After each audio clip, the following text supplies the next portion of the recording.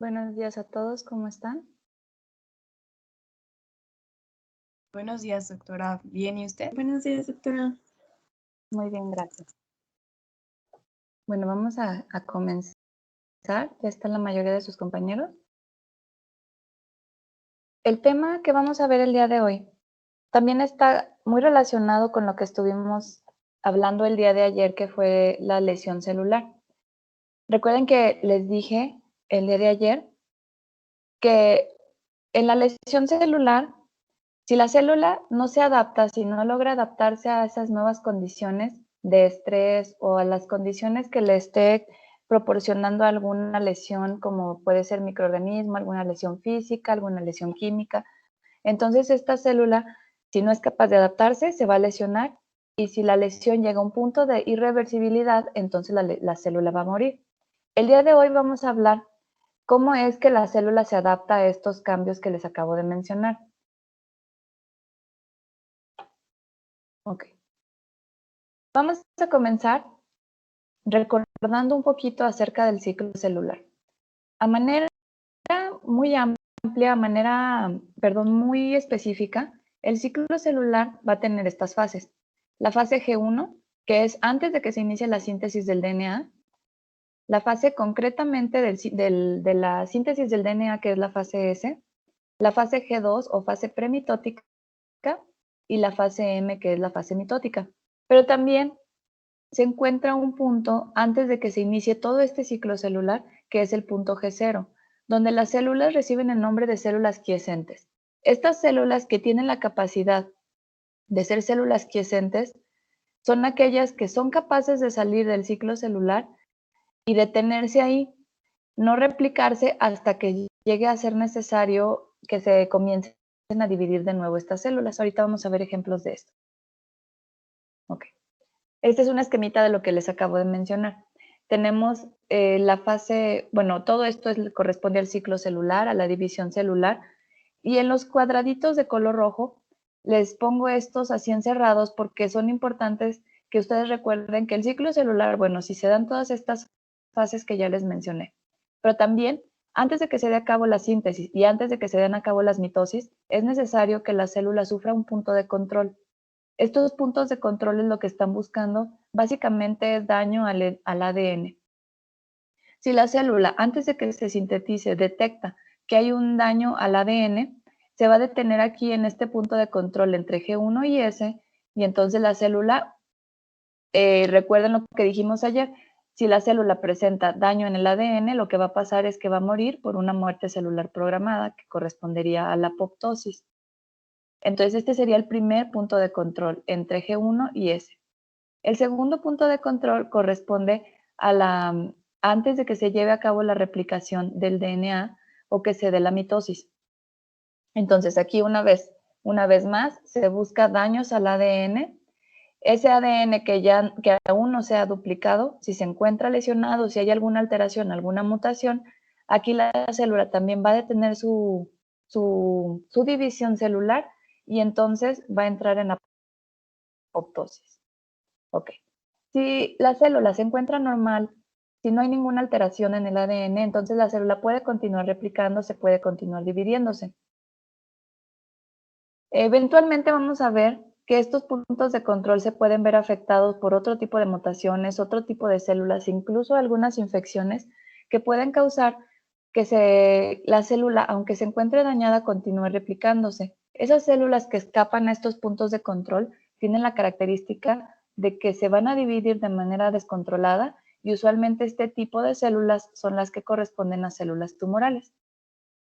Bueno, ya una vez que la célula se dividió, lo que les comentaba, o la célula continúa duplicándose, continúa dividiéndose o tiene la capacidad de salir del ciclo celular y encontrarse en una fase G0. Esta fase G0 es una célula que se encuentra estable, se encuentra, por decirlo así, en stand-by para nosotros, para que esa célula, si es necesario que vuelva a replicarse, lo logre hacer. Un ejemplo muy característico de este tipo de células que se encuentran en la fase G0 o las células que son de tipo quiescentes son aquellas células hepáticas. Las células hepáticas, recuerden ustedes que tienen esta capacidad de volverse a replicar en caso de que haya una lesión hepática más o menos controlada. Ok. Bueno, esto es lo que les estaba mencionando un poquito más ampliamente de los puntos de control. Tenemos dos puntos de control, el punto G1S. Aquí básicamente lo que se hace es comprobar si existe o no existe daño al ADN.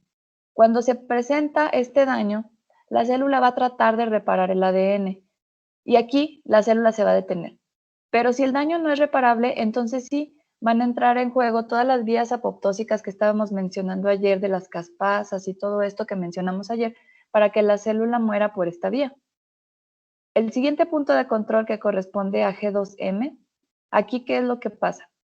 Ya se había analizado si el ADN se encontraba dañado. Sin embargo, aquí va a monitorizar que se dé la replicación final del ADN y si la célula se encuentra de manera adecuada para que se duplique o se dé la mitosis de forma segura y separar las cromátidas hermanas. Entonces, estos son los dos puntos de control más importantes que nosotros vamos a encontrar en el ciclo celular.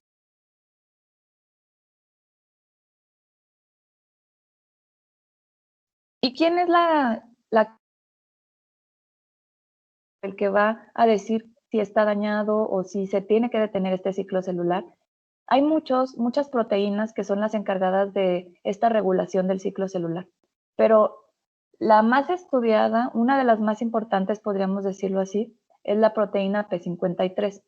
Esta P53 se va a encontrar en el punto de control entre G1 y S, y aquí se va a dar la detención celular en caso de que P53 detecte alguna alteración. Este P53 también ha recibido el nombre de guardián del genoma, del guardián del ciclo celular, porque una vez que podríamos decir que es la principal proteína que va a detener el ciclo celular en caso de lesión del ADN. Aquí, lo que les comentaba también hace un momento, es que si hay defectos, el P53 va a detener la célula, pero si no logra detenerlo, si hay una alteración a nivel de esta proteína, entonces se va a causar una estabilidad genética en estas células que van a ser cancerosas en su división y se van a continuar replicando sin control. Ok. Como ya les comentaba, esas células que se encuentran en fase G0 van a recibir el nombre de células quiescentes o también pueden recibir el nombre de células estables. Y vamos a tener tres tipos de tejidos o tres tipos de células dependiendo de la capacidad que tengan para proliferar. Las que se encuentran en una división continua, que también reciben el nombre de células lábiles. Ejemplos de esto, todas aquellas células que se encuentren revistiendo epitelios gastrointestinales, los epitelios respiratorios.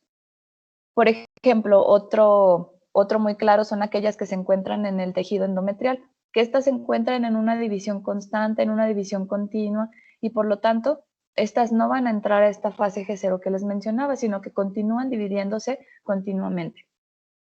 Los tejidos estables, ya les mencioné, el ejemplo más característico va a ser el del hígado, que tiene la capacidad de detenerse las células en la fase G0, pero en caso de que haya una lesión hepática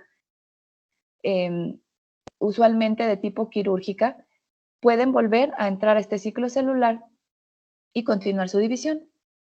Y aquellos tejidos que también son sin división o que se le conocen como tejidos permanentes, el ejemplo más característico son las neuronas o el tejido de los miocardios. Estas células son tejidos permanentes porque usualmente no tienen ya la capacidad de dividirse una vez que se encuentran las células en su estado maduro o en su estado adulto. Sin embargo, pues ya se ha estudiado y se ha visto que las neuronas sí tienen cierta capacidad de replicación, pero por supuesto que no se compara con la capacidad de división de una célula lábil.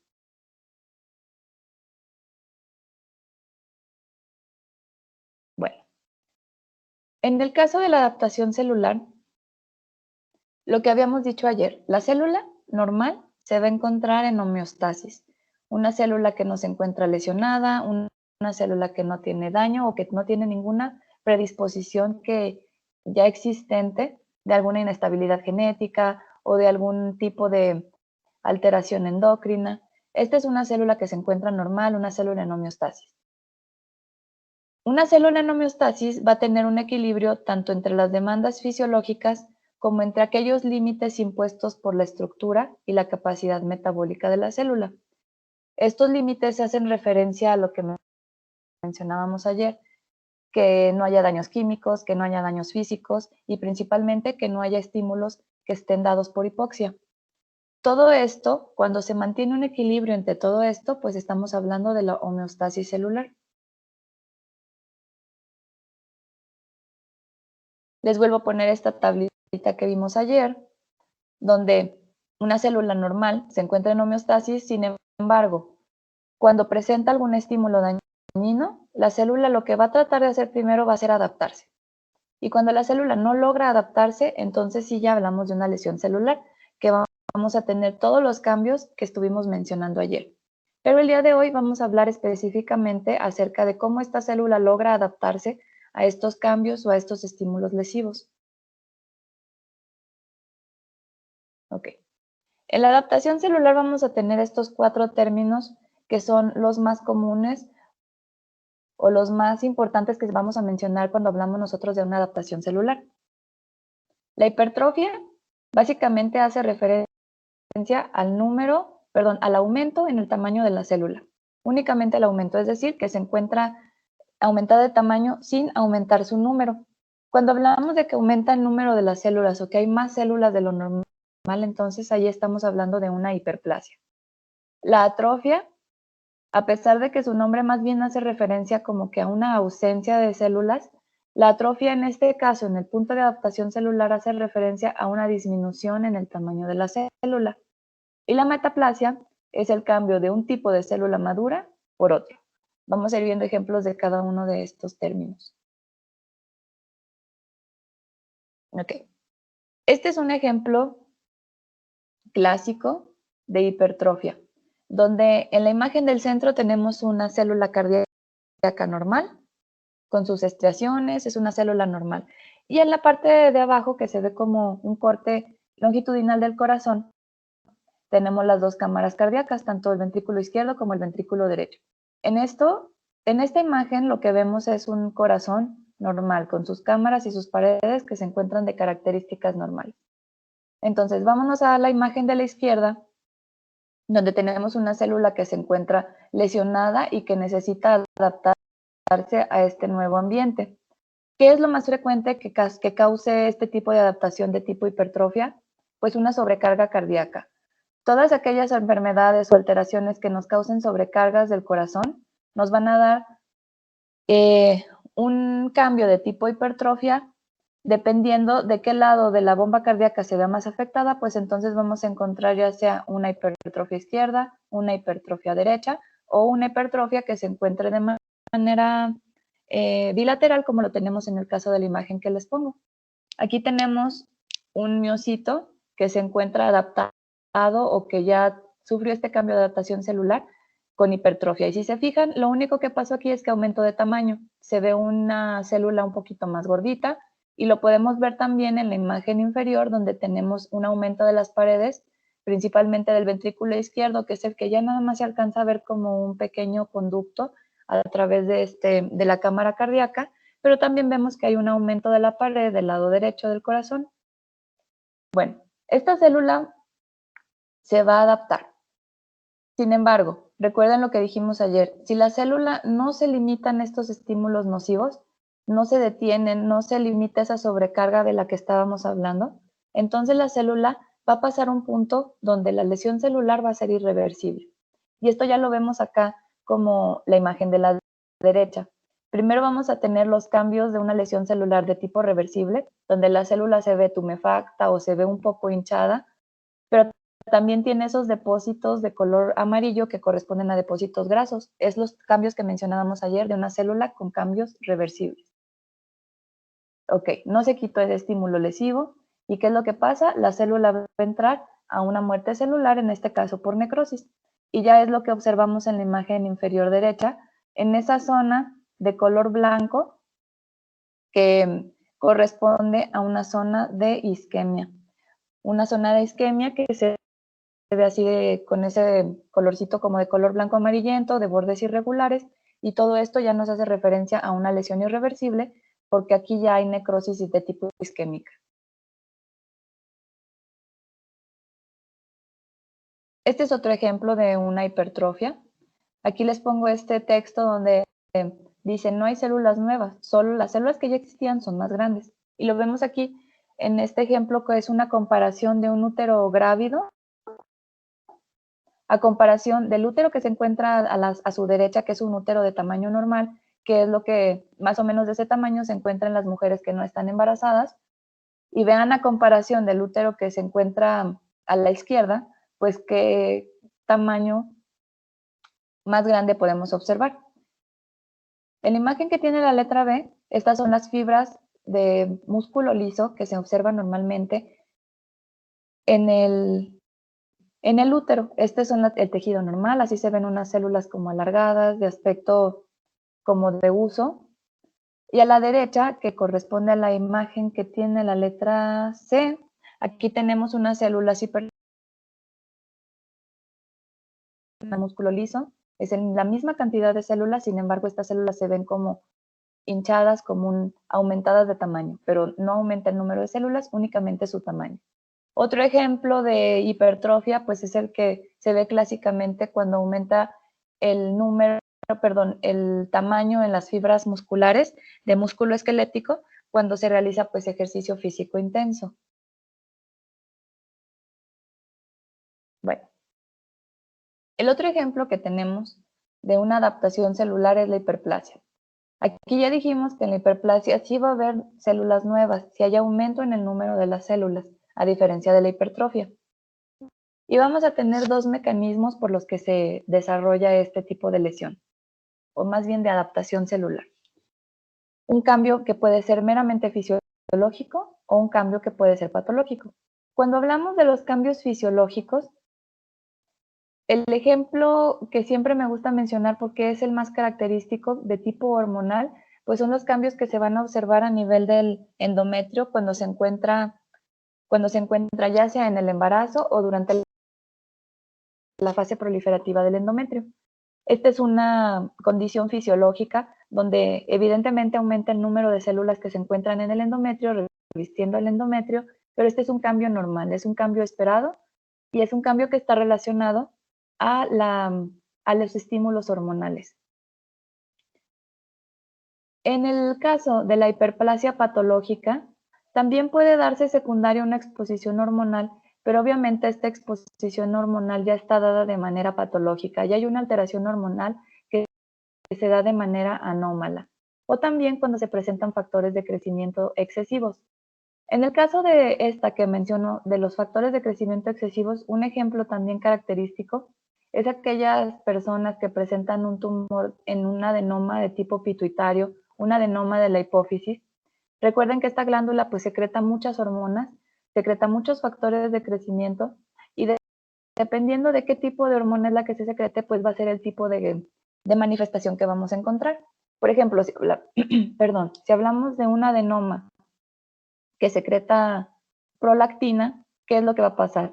Va a aumentar la secreción de leche secundario a una proliferación de los ductos lácteos que se encuentran en la glándula mamaria.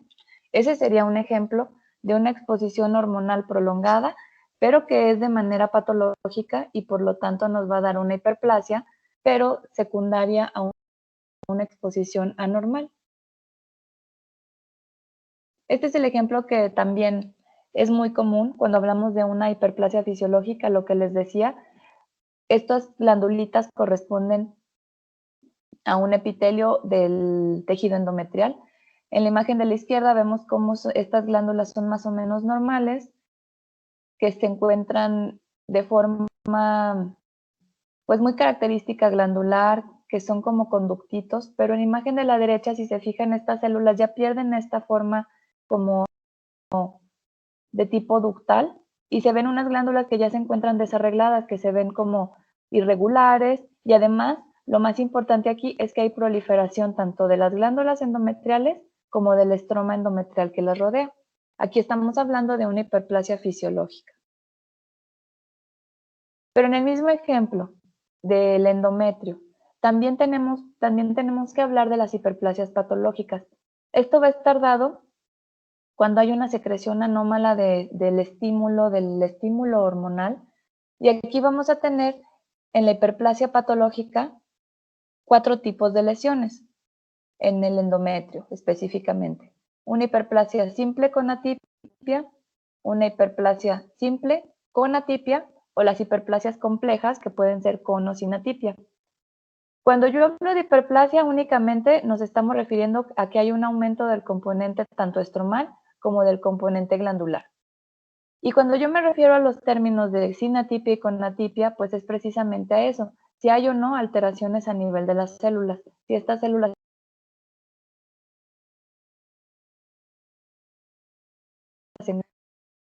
displásicos o con cambios que nos pueden hacer sospechar de que evolucionen a una lesión de tipo carcinoma endometrial. Entonces, estas son un ejemplo muy característico de las hiperplasias a nivel en el endometrio. Aquellos de ustedes que ya vieron la clase de ginecología, pues pueden recordar que dependiendo de si se trata, por ejemplo, de una hiperplasia sin atipia, entonces el riesgo de que evolucione a cáncer es bajo. Sin embargo, cuando hablamos nosotros ya de una hiperplasia compleja y que además de que es compleja tiene atipia, entonces el riesgo de que estas lesiones evolucionen a cáncer es más alto. Es por eso la importancia de determinar qué tipo de lesión estamos hablando aquí específicamente en el endometrio.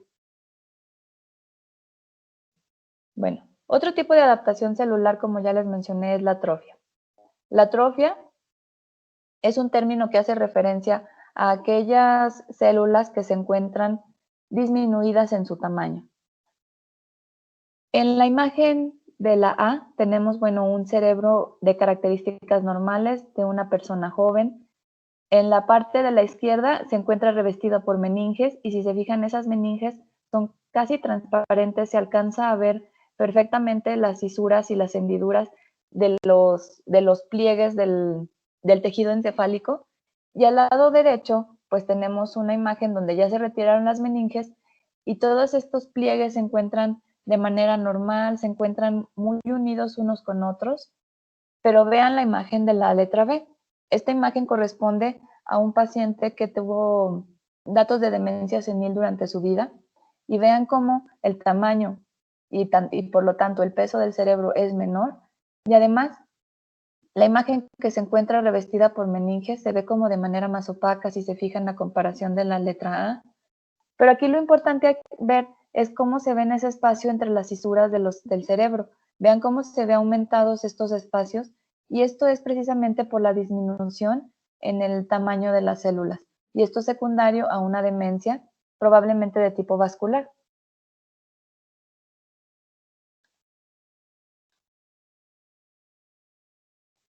Ok. Otro de los cambios importantes cuando nosotros hablamos de adaptación celular es la metaplasia. En el caso de la metaplasia, como les mencioné en la definición, hace referencia al cambio de un tejido maduro por otro tejido maduro. Este ejemplo que les pongo aquí, en la imagen superior, la que viene como esquemita, tenemos en la parte de la izquierda un epitelio columnar normal, que incluso en la parte superior se ven algunos cilios. Entonces esto corresponde a un epitelio de tipo respiratorio. En la imagen de la derecha, en la parte de la derecha tenemos un epitelio escamoso que es metaplásico. ¿Por qué metaplásico? Porque este epitelio no corresponde a este sitio. Un epitelio respiratorio, recuerden que debe de estar revestido totalmente, en su totalidad debe estar revestido por un epitelio columnar alto y ciliado, de tipo ciliado. Y cuando hay una adaptación celular secundario, por ejemplo, en este caso específicamente, secundario a una lesión como por ejemplo el hábito tabáquico, lo que va a tratar de hacer estas células o esta metaplasia de tipo escamosa es proteger a la vía respiratoria con un epitelio que es más resistente, que es menos apto a que se dé una lesión. Entonces el epitelio columnar se intercambia por un epitelio escamoso y por lo tanto se da una metaplasia escamosa del epitelio respiratorio. Y eso lo vemos en la imagen también histológica de la parte inferior, donde en la izquierda se ve todavía el epitelio respiratorio, que es lo normal, un epitelio cilíndrico alto, pero ya alcanzamos a ver cómo empieza a diferenciarse o a cambiar por un epitelio maduro de tipo escamoso en la parte de la derecha. Esto, como les mencioné en la metaplasia, todos estos cambios de adaptación celular se van a dar con un intento de proteger al epitelio que se encuentra de manera normal de un estímulo lesivo. En este caso estamos hablando del tabaco, que es lo que más frecuentemente va a causar esta alteración o este cambio de metaplasia escamosa. ¿Y por qué una metaplasia escamosa? Porque este epitelio, así como reviste la piel, que es un epitelio de protección, va a tener este mismo intento de proteger al epitelio respiratorio o a las vías respiratorias de este estímulo lesivo que es el tabaco. El problema aquí es que sí, está causando una protección al tracto respiratorio. Sin embargo, este epitelio no corresponde normalmente a esta localización o a este sitio. Por lo tanto, estas zonas de metaplasia escamosa, o también se le conocen como zonas de transformación, van a ser más susceptibles que otros sitios a desarrollar lesiones malignas. Precisamente porque en un intento de reparar, de proteger esta zona, el epitelio que no corresponde ahí, por lo tanto, va a ser más apto a lesionarse y a sufrir lesiones de tipo malignas. Otro ejemplo de metaplasia, muy característico, muy mencionado, es el esófago de Barrett. Aquí va a ser, pues, podríamos decirlo a la inversa del ejemplo que les acabo de mencionar, donde la mucosa distal del esófago, lo normal es que se encuentre un epitelio de tipo escamoso, un epitelio escamoso no queratinizado. Y aquí lo que va a pasar es que es reemplazada por un epitelio columnar con células caliciformes. Esto en respuesta a la irritación crónica, principalmente que está dada por el reflujo gastroesofágico. Ok, ¿por qué se va a cambiar este epitelio escamoso a un epitelio columnar que secreta moco? Precisamente por eso, para tratar de proteger el esófago de este estímulo lesivo que sería el ácido que se encuentra en el contenido gástrico. Cuando las glándulas que se localizan ahora en el esófago, que son de contenido mucinoso, pues estas van a tratar también de proteger al esófago de este ácido que se encuentra ahí y que normalmente no debería de hacerlo. Aquí les pongo este ejemplo, donde lo común es que al esófago lo revista un epitelio escamoso estratificado. Pero ¿qué va a pasar con este estímulo lesivo de reflujo? O que se presente una hernia yatal y por lo tanto haya un reflujo. Entonces vamos a tener este cambio de un epitelio maduro de tipo escamoso por un epitelio maduro de tipo columnar que secreta moco en un intento del organismo para proteger el epitelio del esófago. Y aquí lo vemos en esta imagen histológica, donde ya aquí se alcanza a ver en la parte de la izquierda todavía un epitelio escamoso, pero si se fijan en la parte inferior, ya lo que predomina son las glandulitas y además la presencia de células caliciformes secretoras de moco. Otro ejemplo que nosotros vemos muy comúnmente es la metaplasia escamosa del epitelio endocervical. Aquí, en el endocervix, lo que se encuentra normalmente son células columnares altas que también tienen cierta secreción mucinosa y por fuera del endocervix, que correspondería al ectocervix, vamos a tener un epitelio escamoso. Aquí lo importante de que recuerden ustedes es que la zona que se encuentra entre estos puntos, tanto en la zona entre las células altas columnares y entre las células escamosas, va a haber una zona de transformación donde se encuentran estos dos tipos de epitelios de manera normal. Estas zonas pueden sufrir metaplasia, es decir, que las células que normalmente eran de tipo columnar altas que secretaban mucina, se transformen o tengan una transformación hacia una célula escamosa.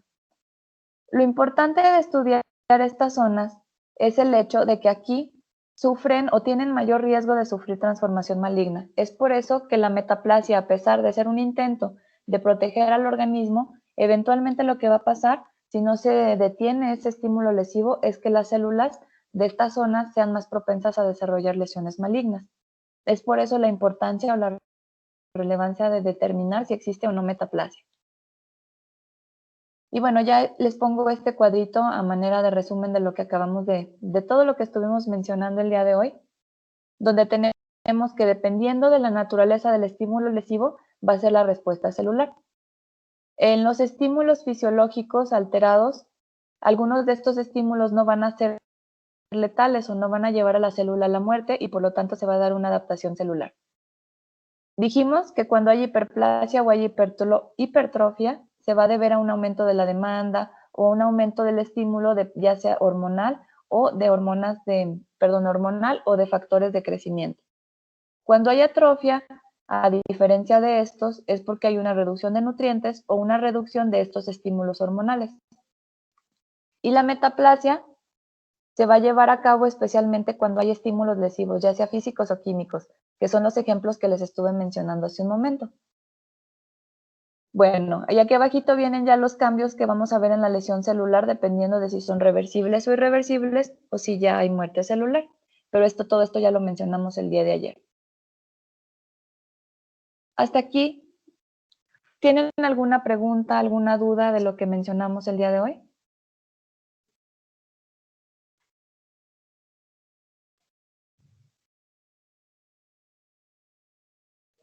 No, doctora, muchas gracias. ¿No? ¿Si quedan claros estos cambios de adaptación celular?